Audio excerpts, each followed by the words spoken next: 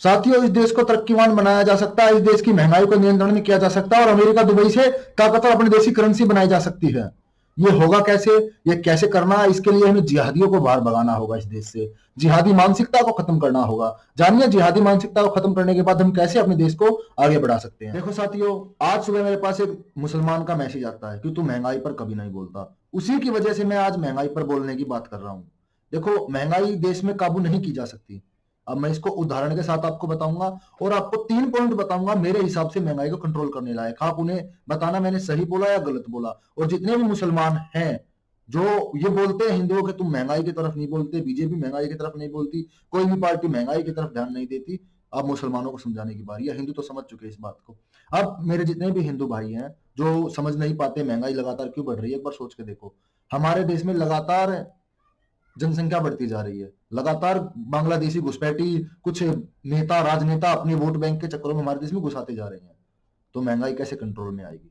अब बोलोगे उनके घुसने से क्या फायदा? मैं बताता हूँ क्या होता है, उनके घुसने से क्या फर्क पड़ता है हमारे ऊपर। मान के चलो साथियों, आपके घर में रहने वाले व्यक्तियों की संख्या 10 है, 10 लोग हो आप घर में।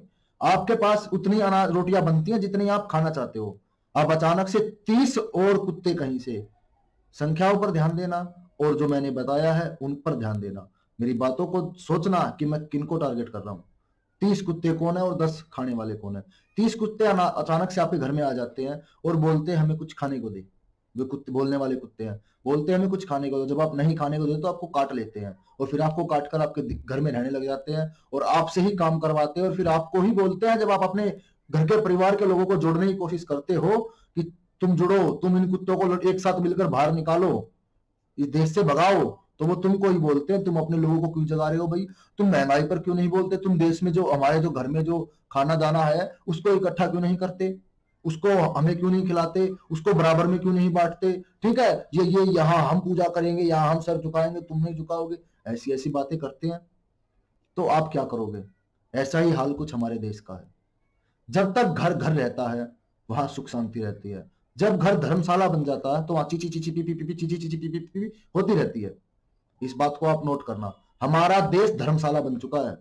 2 करोड़ रोहिंग्या मुसलमान बांग्लादेश में घुसपैठी हमारे देश में घुस चुके हैं।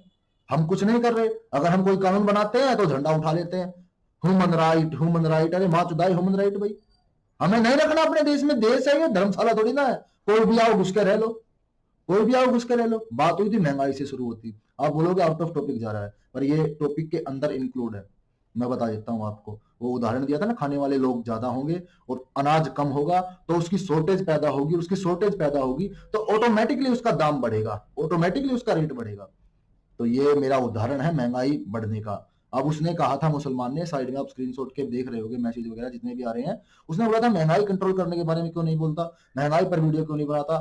तो मैं आज बताता हूं आपको महंगाई पर मैं क्यों नहीं बोलता। पहला तो मेरा कारण यही था कि महंगाई पर मैं इसलिए नहीं बोलता क्योंकि महंगाई जब तक कंट्रोल नहीं की जा सकती, जब तक इन 30 करोड़ नहीं, ये 2 करोड़ जो बांग्लादेशी हमारे देश में घुसे हैं इनको ना बाहर निकाल दे, जब तक महंगाई कंट्रोल में नहीं आ सकती। बाकी जो समझदार है, 30 के मतलब है जो समझ गए थे वो समझदार है, उनको बताने की आवश्यकता नहीं है। देखो साथियों, अगर आप लोग चाहते हो कि महंगाई कंट्रोल में हो, आपका रुपया स्ट्रांग हो, डॉलर के मुकाबले ताकतवर हो, तो भाई आपको ये करना होगा, ये कठोर कदम हमारे देश की सरकार को उठाने होंगे। दूसरी बात साथियों, किसी भी विकसित देश को देख लो, जो भी विकसित देश है उसमें एक सोच के लोग रहते हैं। जैसे दुबई, मैं तारीफ करने के लिए माफी चाहूंगा और मेरा अंतरात्मा भी नहीं बोलती, परंतु ये सच्चाई है। दुबई हमसे विकसित है जबकि वो मुसलमानों का देश है। कारण कुछ भी और विकसित होने के, परंतु वहां एक सोच के लोग रहते हैं। एक सोच के लोग रहते हैं। क्यों रहते हैं एक सोच के लोग? क्योंकि वहां वो रखते ही नहीं, वो किसी को नागरिकता देते ही नहीं आसानी से। क्यों नहीं देते? देश है, धर्मशाला नहीं। ऐसा ही हमारे देश में हो जाए तो बड़ा अच्छी बात हो, खाने वाले कम होंगे, चीज कम होगी, चीज की अपने आप हम बाहर भी बेच सकेंगे। उस चीज को बाहर बेचेंगे तो हमारा यहाँ रुपया अपने आप स्ट्रांग होगा, डॉलर के मुकाबले मजबूत होगा। किसी भी विकसित देश को देख लो साथियों, उसमें केवल एक समुदाय रहता है। हमारी तरह ये नहीं कुछ और पुचुर कुछ और पुचुर कुछ और पुचुर कुछ भी बोले। अगर हम रोहिंग्या मुसलमानों को बाहर निकालें तो मुसलमानों के साथ अत्याचार हो रहा, हम किसी और के ऊपर कोई कानून बना रहे तो हमारे साथ अत्याचार हो रहा, हम घूम फिर कर मुसलमान दुखी हो जाता है इस देश में। हम कुछ भी कर ले, हम अपना मंदिर बनाए तो मुसलमान दुखी, हम अपना घर बनाए तो मुसलमान दुखी। अब भाई हम मुसलमान तुम इतने दुखी हो तो भाई चले जाओ ना, हमने तो पहले ही बंटवारा कर दिया, 1947 में कर दिया था बंटवारा। अब इस वीडियो को, इस बात को लेकर बहुत से बोलेंगे तेरे बाप का देश थोड़ी ना, तेरे बाप का देश है, तेरे बाप का तो पाकिस्तान है, जाके जा, तेरा बाप तो वहां भाग गया था, तुझे यहाँ छोड़ गया था, जा वहां पे रह ले।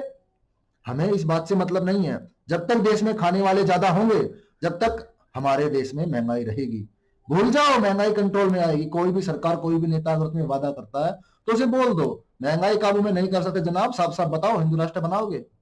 ये बात करो, महंगाई काबू में नहीं कर सकते, बस कांग्रेस के पीछे तुम लोग क्यों पड़े हो? महंगाई कंट्रोल में आएगी। भाई दावे के साथ बोलता हूं, महंगाई कंट्रोल में आ ही नहीं सकती। कुछ लोग उदाहरण देते हमने सेल पाल रखा इसलिए महंगाई बढ़ गई, ऐसा कुछ नहीं है।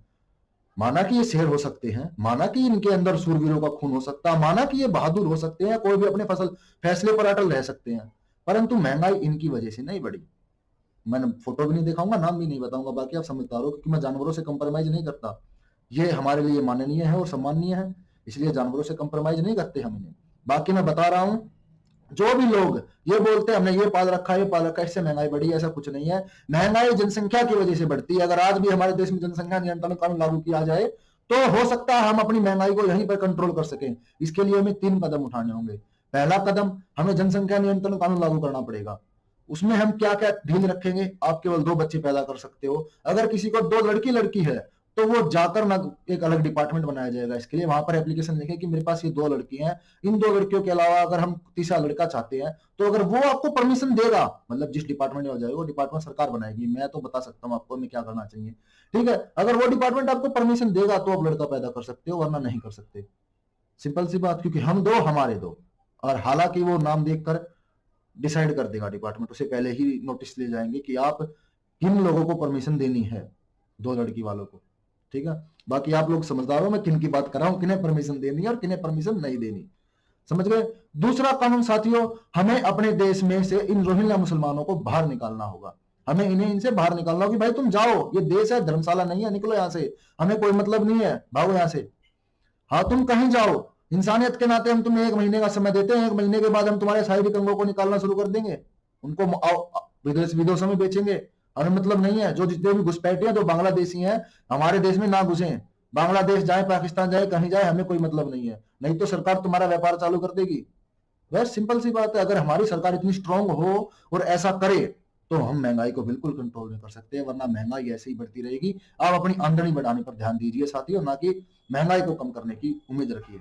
और किसी भी नेता, कोई भी नेता आपके पास वोट मांगने आए 2024 में तो हाथ पकड़ के बोल देना भाई तू हिंदू राष्ट्र बना सकता है, वो बोलेगा हाँ बना सकता और महंगाई भी कम कर सकता हूं, तो बोल झूठ मत बोल। हमें पता है महंगाई काबू में नहीं आ सकती, हमारा रुपया कभी स्ट्रांग नहीं हो सकता जब तक हमारे देश में भाम भाम भाम भाम भाम भाम करने वाले लोग हैं, जब तक हम कंट्रोल में नहीं आ सकते, ना ही महंगाई कंट्रोल में आ सकती। ये सच है, इसे स्वीकारो। कुछ लोग मेरी इस बातों से नाराज भी होंगे, होते रहो, मुझे घंटा फर्क नहीं पड़ता, पर मैं बता रहा हूं आप लोगों को साथियों, अगर हम जिस दिन अपने देश में इन कानूनों को लागू कर देंगे, जनसंख्या नियंत्रण कानून, 2 करोड़ बांग्लादेशी को यहां से भगा देंगे, तो हो भी सकता है महंगाई थोड़ी बहुत कंट्रोल में आ जाए, वरना महंगाई कंट्रोल में नहीं आ सकती।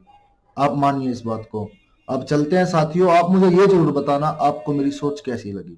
मैंने बिना किसी कटकरोप के जैसा बोला गया आपको बताया है, ठीक है? अब आप बताना आपको मेरी वीडियो कैसी लगी, आपको मेरे विचार कैसे लगे, आपको ये सच सुनकर कैसा लगा कि महंगाई कब कंट्रोल में आएगी।